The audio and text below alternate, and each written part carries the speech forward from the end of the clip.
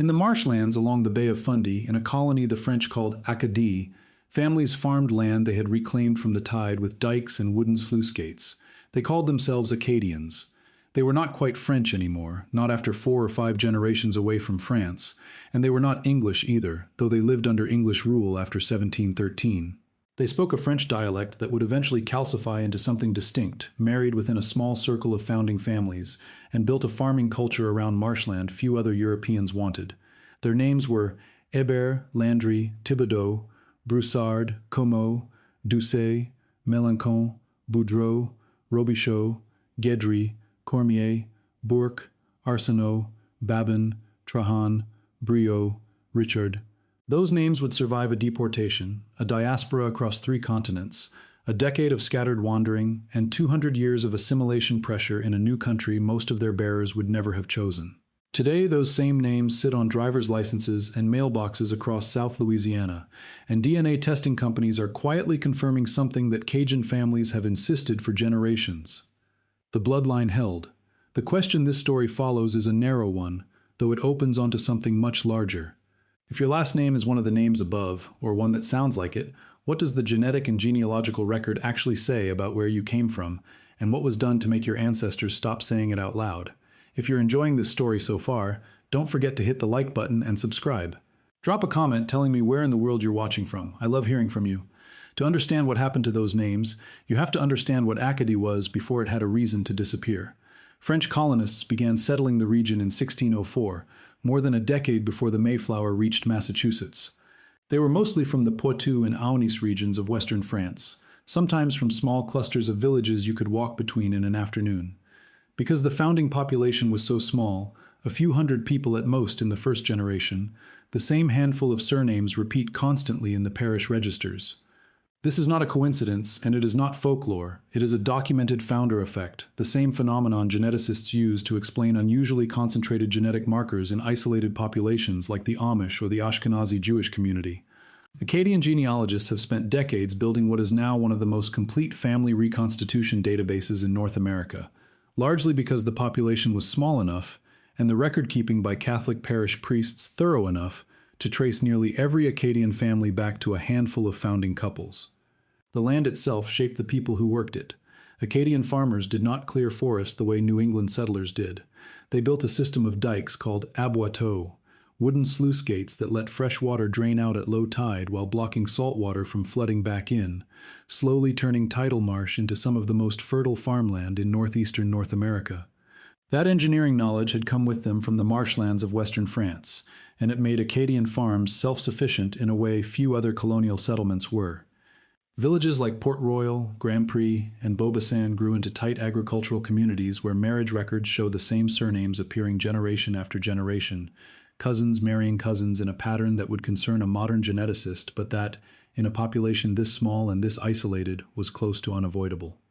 By the early 1750s, before the deportation, the Acadian population had grown to roughly 14,000 people spread across dozens of small farming villages, nearly all of them descended from fewer than 100 founding families. For a century, the Acadians lived a strange kind of political limbo. France and England traded the territory back and forth in treaties signed thousands of miles away, and each time the flag changed, the Acadians were asked to swear loyalty to a crown they had not chosen. Most refused an unconditional oath. They wanted to keep farming, keep their language, and stay neutral in the recurring wars between France and England. For decades, the British colonial government tolerated this arrangement because Acadian farmers were useful, and the colony was not worth a fight over sworn allegiance. That tolerance ended in 1755.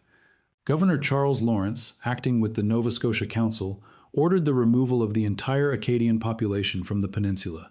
Soldiers moved village to village, burned homes and barns so families would have nothing to return to, and loaded men, women, and children onto ships bound for British colonies scattered from Massachusetts to Georgia. Families were separated in the chaos of loading, sometimes deliberately since colonial officials worried that keeping Acadian families intact would let them organize resistance or simply walk back north. Husbands ended up in one colony, wives and children in another, with no way to write ahead, and no guarantee a letter would ever arrive. Historians now call this event the Grand Dérangement, the Great Upheaval, and estimates suggest that of roughly 14,000 Acadians in the region before 1755, thousands died in the years immediately following. from disease on overcrowded ships, from exposure, from the simple attrition of poverty in colonies that did not want refugee Catholics competing for land and charity. At Grand Pré alone, soldiers under Lieutenant Colonel John Winslow gathered several hundred men and older boys into the parish church on the pretense of reading a routine proclamation, then informed them on the spot that they were prisoners and that their land, livestock, and homes were forfeit to the Crown. Winslow's own journal, which survives and has been studied extensively by Canadian and American historians, records the operation in flat administrative language, listing ships loaded and families processed the way a shipping clerk might record cargo. Not every Acadian community went quietly. In the years following the initial deportation, small resistance bands, some organized around a Mi'kmaq and Acadian guerrilla leader named Joseph Broussard, dit Beausoleil, harassed British patrols from the forests north of the peninsula for years before eventually negotiating their own passage out of the region. That same Beausoleil Broussard would later lead one of the first organized groups of Acadian exiles to Louisiana, and Broussard remains to this day one of the most common surnames in Lafayette Parish. Some Acadians were shipped to England and held in detention. Others reached France, where colonial officials tried repeatedly to resettle them in places like Belle-Île-en-Mer, and later in a planned colony in French-Guiana that failed catastrophically, killing hundreds within months from tropical disease. A smaller number made their way to the Caribbean, and a portion, over the following 3 decades, heard that a Spanish colony called Louisiana, recently transferred from France, was welcoming Catholic French speakers with land grants along the bayous and prairies west of New Orleans. The most organized of these later migrations arrived in 1785, when 7 ships carrying roughly 1,650 Acadian exiles sailed from Nantes to New Orleans under an arrangement between the Spanish crown and Acadian representatives living in France. Many of the same names that appear on Nova Scotia parish registers from the 1600s appear again on the ship manifests of that fleet, and again on Louisiana land grant records within a year or two of arrival. Spanish colonial authorities settled these arriving families in specific districts, mostly along the Mississippi River above New Orleans and further west in the prairies and bayou country the Spanish called the Attakapas and Opelousas districts, named for the Native American peoples already living there.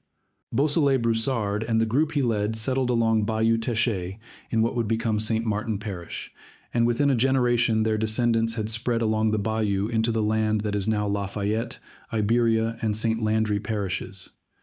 This is the geography that would come to be called Acadiana, a term coined in the 20th century but describing a settlement pattern that was already fixed by 1790. Families who arrived earlier, in the 1760s, tended to settle further up the Mississippi, in what became known as the German coast and the Acadian coast, river parishes where Acadian and German colonial families lived side by side, and, in some documented cases, intermarried, producing surnames that blend both traditions.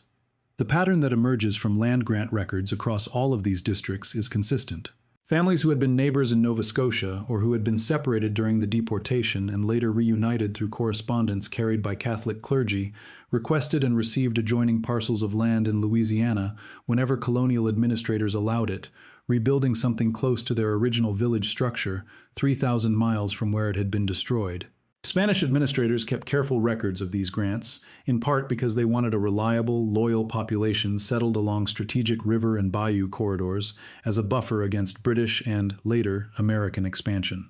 Those records, held today in archives in New Orleans, Baton Rouge, and Seville, list not just land boundaries but family compositions, sometimes noting explicitly that a household head had arrived on a specific ship from Nantes, or had previously been held in a specific British colony before making his way south. Cross-referencing those Spanish colonial records against the earlier Nova Scotia parish registers is exactly the kind of unglamorous archival work that has allowed genealogists to build unbroken documented lines for thousands of Cajun families, long before DNA testing existed to confirm what the paperwork already showed.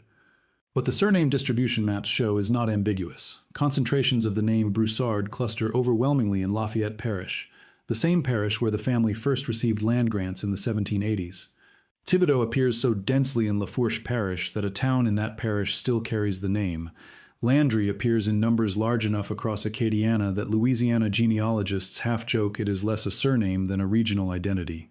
This pattern, a name migrating as a cluster and settling in a single geographic pocket rather than dispersing randomly, is exactly what you would expect from a population that arrived together, received adjoining land grants, and continued to intermarry within a still small founding group for another 2 or 3 generations after landing in Louisiana.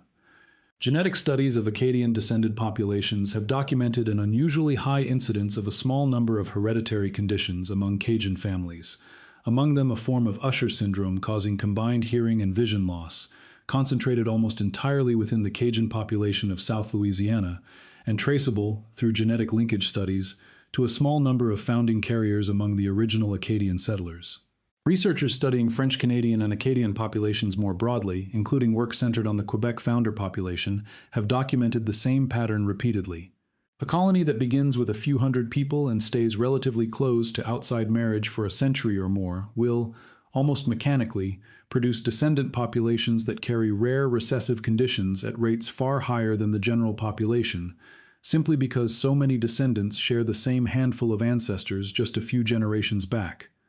The same founder effect that makes it possible to trace a Broussard family tree to a single 17th century couple in Port Royal also shows up, less romantically, in the medical genetics of their descendants 400 years later. For genealogy, though, the more useful signal has come from Y chromosome testing, which passes largely unchanged from father to son, and is therefore well suited to tracing a specific paternal surname line across centuries. Because so many Acadian founding fathers are individually documented in parish registers, with known birthplaces in France and known marriage dates in Acadie, a living man today who carries the surname Hebert or Comeau or Thibodeau and takes a Y-DNA test can compare his results against a growing reference database of other documented Hebert, Comeau, and Thibodeau male lines, both in Louisiana and among the Acadian-descended population that remained in or returned to the Canadian Maritimes. Where the markers match closely, and in the great majority of tested cases they do, the paper genealogy and the genetic genealogy are confirming each other independently, which is about as strong a form of evidence as family history research ever produces. The Y-DNA and mitochondrial DNA testing that has become widely available through consumer ancestry companies has done something the paper record alone could not.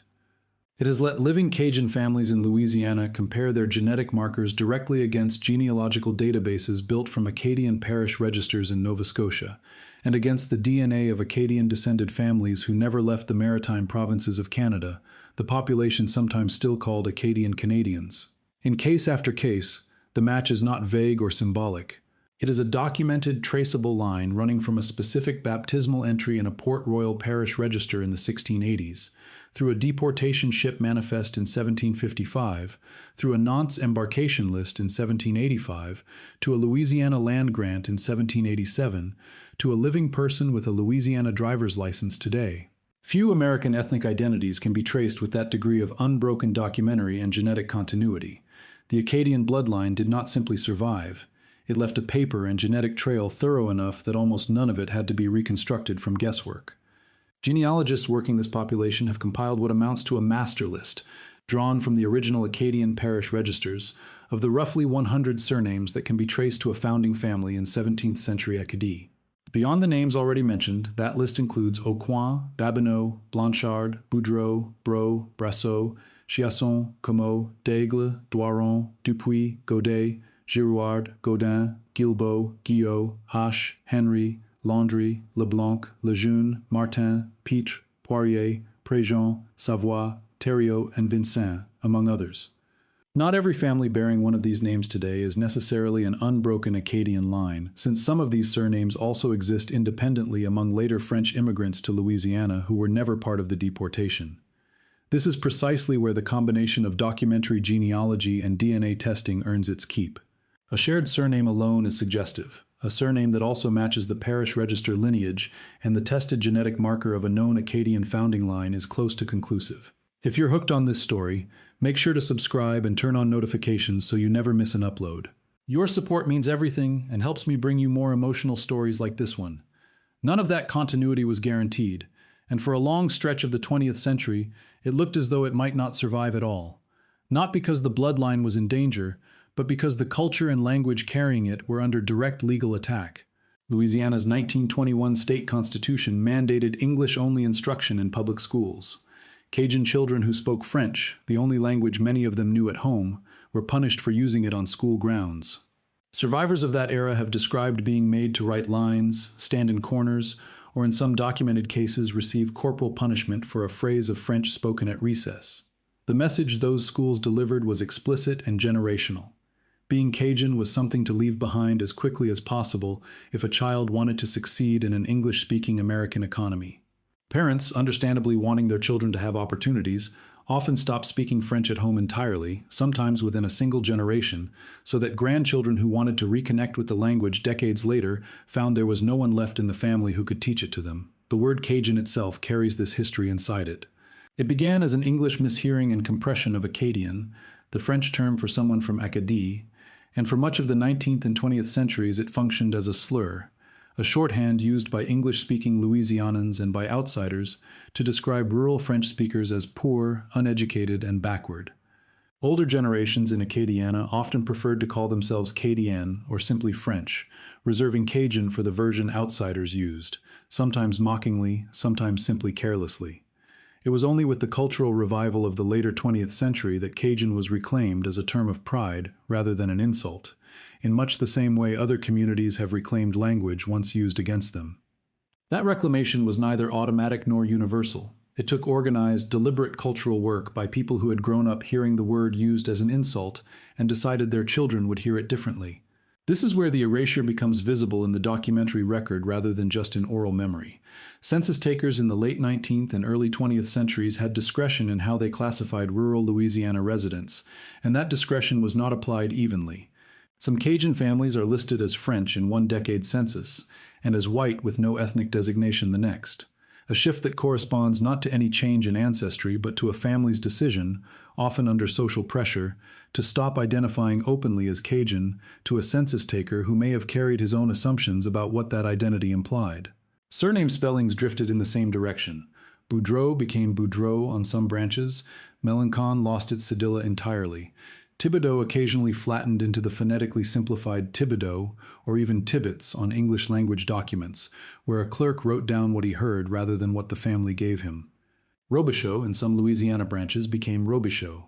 Landry, already close enough to English spelling conventions to survive largely intact, is one of the few original forms that passed through the 20th century almost untouched.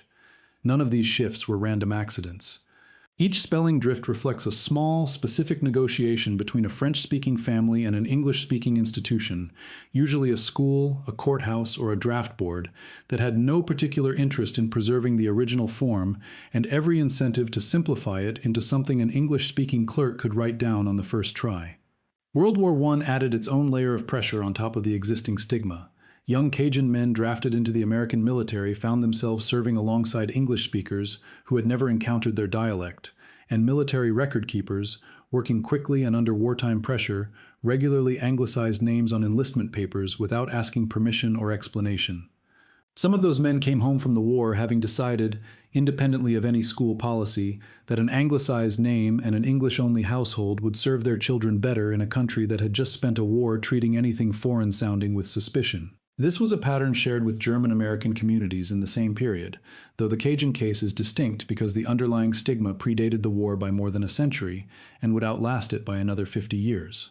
The stigma attached to Cajun identity in this period was not subtle. State and regional media through the mid-20th century regularly portrayed Cajuns using the same caricatures applied to other rural, francophone, or working-class populations: uneducated, backward, isolated. Economic opportunity in Louisiana's oil and gas boom years often ran through English-speaking corporate structures based in Texas and elsewhere, and Cajun workers who wanted access to that economy learned quickly that dropping the accent, and sometimes softening or anglicizing the name, opened doors that an obviously French surname and a Cajun accent kept closed. Families who stayed in the small prairie and bayou towns where the culture remained dominant held on to French longer. Families who moved to Lafayette, Lake Charles, Baton Rouge, or further afield for work assimilated faster, and it is in exactly those urban and out-migrated branches of Acadian families that genealogists now find the widest gaps between documented ancestry and living memory. A grandchild in Houston today may have no idea that his great-grandmother spoke only French until the day she died, because nobody in the intervening generations thought that fact was worth passing down, or because passing it down felt, at the time, like passing down a liability. What survived this pressure did not survive by accident. It survived because a specific group of people decided, starting in the 1960s, that it was worth fighting to keep. In 1968, the Louisiana legislature created the Council for the Development of French in Louisiana, known as CODEFIL. largely through the advocacy of James Domingo, a Lafayette congressman and lawyer who had watched his own culture treated as an embarrassment for most of his life and decided the state needed to reverse course. Codeful brought French teachers from France, Belgium, and Quebec into Louisiana public schools, decades after those same schools had punished children for speaking the language at all. Folklorists and oral historians working through Louisiana universities in the same period began recording elderly Cajun and Creole residents whose grandparents had lived through the earliest Louisiana settlement period, capturing family accounts of the deportation and resettlement before that generation passed away. Many of the surname migration stories genealogists now treat as documented fact were preserved specifically because of that 1960s and 70s push, arriving just in time, in some cases within a single decade of the last living connection to that oral history, disappearing entirely. Music carried the same revival in a different form. In 1964, Cajun fiddler Dewey Balfa performed at the Newport Folk Festival in Rhode Island in front of an audience that had never heard Cajun music and did not expect much from it. The response was overwhelming enough that Balfa returned to Louisiana convinced that the music his own community had started to treat as an embarrassment was, to outsiders, something rare and valuable. He spent much of the rest of his life teaching Cajun music workshops across Acadiana, specifically to keep the tradition from dying out with his generation. Cajun and Zydeco music, Cajun cuisine, built around the same rice, seafood, and slow-cook technique the earliest settlers adapted from the bayou environment, and community traditions like the rural Mardi Gras courrier, in which costumed riders travel from farm to farm collecting ingredients for a communal gumbo, all underwent a similar rescue in the same decades. None of it happened automatically, and none of it was inevitable. It happened because specific people, often the grandchildren of the generation punished for speaking French in school, decided the culture was worth the effort of active preservation rather than passive loss. Family accounts collected during that period, and later by groups like the Acadian Memorial in St. Martinville and the Acadian Cultural Center in Lafayette, follow a recognizable pattern. An elderly relative, often a grandmother, is remembered telling children or grandchildren fragments of a story that the official record did not otherwise preserve, which ship an ancestor supposedly crossed on, which parish in Nova Scotia the family came from before the deportation, a surname spelling that no longer matched anything in the current generation's paperwork. In many documented cases collected by these local historical and cultural organizations, those fragments turned out, once cross-referenced against the Acadian parish registers and Louisiana land grant records, to be substantially accurate. The oral tradition had preserved details the written record, filtered through generations of anglicized census entries and courthouse paperwork, had blurred or dropped altogether. Where the two accounts diverge even slightly, genealogists working these family lines tend to treat the divergence itself as informative, since it usually marks the exact point where a family made a documented decision to present differently to an outside institution than they understood themselves to be privately. There is a particular shape these stories tend to take, repeated across dozens of families interviewed by Louisiana folklorists over the decades. A grandmother, born sometime around the turn of the 20th century, grows up speaking only French, marries within the community, and lives most of her adult life inside a culture that the wider state treats as an embarrassment. She raises children who are punished at school for the language she raised them in, and she watches those children, often deliberately, raise a third generation that speaks little or no French at all. Late in her life, sometimes only in her final years, she begins talking more openly to grandchildren who are, for the first time in 3 generations, curious rather than embarrassed. What she tells them is rarely dramatic in the way a scripted confession would be. It is usually practical. A family name as it used to be spelled, a village in Nova Scotia her own grandmother mentioned, a relative who supposedly never made it off the ship. Those fragments, unremarkable as individual sentences, are exactly the kind of detail that a formal written record from the same period does not reliably contain, because no institution in 19th or early 20th century Louisiana had any particular reason to write down what a Cajun grandmother remembered about her family's arrival a century earlier. What remains today is not a single artifact or a single confirmed detail. It is a convergence of 3 separate kinds of evidence that, independently, keep arriving at the same answer. The parish registers from colonial Acadie, meticulously kept by Catholic priests and later digitized and cross-referenced by organizations like the Acadian Genealogy Exchange, establish who the founding families were and how they were connected to one another before 1755. The Louisiana land grant and church records from the 1780s onward establish where those same family names resettled and how densely they clustered geographically once they arrived. And the DNA record, now accessible to anyone through a consumer testing kit, either confirms or complicates the line connecting a living person in Lafayette or Houma today back to a specific baptismal entry in Port Royal 3.5 centuries ago. Consumer ancestry testing has made this kind of confirmation available to people who have no particular genealogical training and no access to a research library. A person with a documented Acadian surname who takes a standard autosomal DNA test today will typically see a strong concentration of French and broader Western European ancestry in their results, along with, increasingly, DNA matches to other tested individuals whose family trees independently trace back to the same colonial Acadian parishes. Genealogy societies in Louisiana and in the maritime provinces of Canada now regularly connect distant cousins this way, people who had no idea a living relative existed on the other side of the old deportation routes until a testing company's matching algorithm put their results side by side. In a number of documented reunions organized through these societies, Louisiana Cajun descendants and maritime Acadian descendants, whose family lines split apart on the deportation ships in 1755, have met in person for the first time roughly 250 years after that separation, carrying variations of the same surname and, in several tested cases, closely matching genetic markers, confirming what the paper trail had already suggested. For families carrying the names on that original list, Hebert, Landry, Thibodeau, Broussard, Comeau, Doucet, Melancon, Boudreau, Robichaud, Guedry, Cormier, Bourque, Arsenault, Babin, Trahan, Bro, Richard, and dozens of related variants, that convergence is no longer speculative. It is one of the most thoroughly documented family migration histories in North America, precisely because the population that carried it was small enough, and the institutions that tried to erase its language and culture organized enough, that both the erasure and the survival left records behind. Few American communities can point to a paper trail running unbroken from a specific 17th century French village, through a documented act of forced removal, through a scattering across 3 continents, to a specific 19th century Louisiana parish, and finally to a DNA test result sitting in someone's email inbox today. The Acadian and Cajun bloodline can, and does, exactly that. It survived a deportation designed to break it apart permanently, survived a legal system that once punished its language in schoolrooms, and survived the ordinary human pressure to blend in and stop explaining where a strange-sounding name came from. It survived because parish priests kept writing in their registers, because Spanish clerks kept careful land records, because a handful of musicians and teachers and folklorists refused to let a culture disappear on schedule, and because grandmothers, again and again, kept telling children something the paperwork alone never would have preserved. The surname on a Louisiana mailbox today is not simply a name, it is the endpoint of a 400-year chain of parish baptisms, deportation manifests, embarkation lists, land grants, punished schoolchildren, and grandmothers who kept talking, even when the world around them suggested it might be easier to stop. If your own name, or one close to it, sits somewhere on that list, the record is waiting for you to open it.